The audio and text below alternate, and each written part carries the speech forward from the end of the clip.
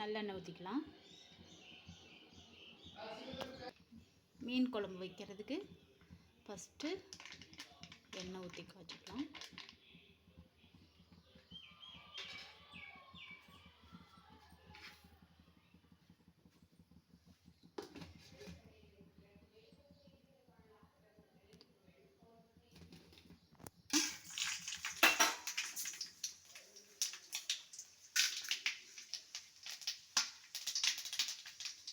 அடுத்தது வெந்தயம் போட்டுக்கலாம்.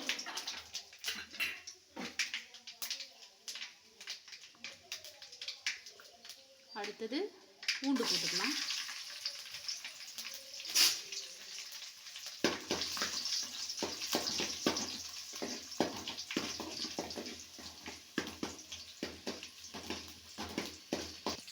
பூண்டு வந்து பொன்னிறமாக வதங்கினதுக்கப்புறம் வெங்காயம் போட்டுக்கலாம்.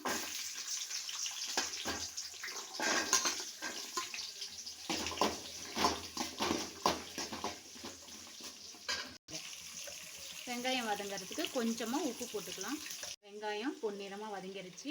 இப்போது கருவேப்பிலை போட்டுக்கலாம். கருவேப்பிலை வதங்கிருச்சு.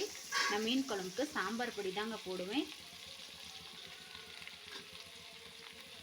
நான் வந்து அரை பாக்கெட் போட்டிருக்கேன், எனக்கு தேவையான அளவு.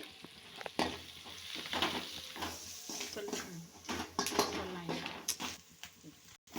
நான் 1 கிலோ மீனுக்கு 25 கிராம் சாம்பார் பொடி போட்டிருக்கேன். நல்லா வதங்கட்டும். இப்போது எண்ணெய் பிரிஞ்சு வர அளவுக்கு வதக்கியாச்சு. ஒரு எலுமிச்சம்பழம் அவ்வளோ புளி கரைசல் ஊற்றுறேன்.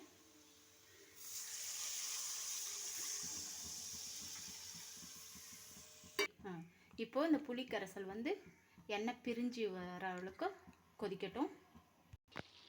பாருங்கள், எண்ணெய் பிரிஞ்சு வந்துடுச்சு. இப்போது தேங்காய் ஊற்றிக்கலாம்.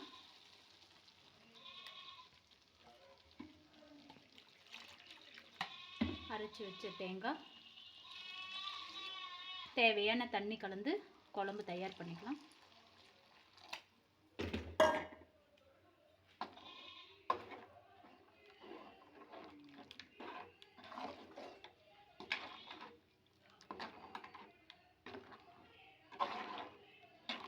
இப்போது உங்களுக்கு தேவையான உப்பு போட்டு குழம்பு வந்து இந்த ரேஞ்சில் இருக்குன்னு பார்த்துக்கோ. இது கொதிச்சா கெட்டியாகும். அப்போ மீன் போட்டுக்கலாம்.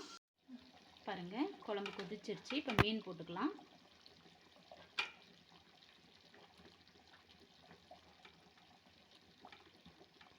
ஒரு 10 நிமிஷம் கழித்து அடுப்பு ஆஃப் பண்ணிடலாம். போட்டாச்சு மீன். ஒரு 10 நிமிஷம் கொதிக்கட்டும். சிம்மில் வச்சு ஆஃப் பண்ணிடலாம். பாருங்கள், சிம்மில் வச்சு 2 நிமிஷம் கொதிச்சிருச்சு. இன்னும் 2 நிமிஷம் கழித்து சிம்மில் அப்படியே மூடி வச்சு ஆஃப் பண்ணிடலாம்.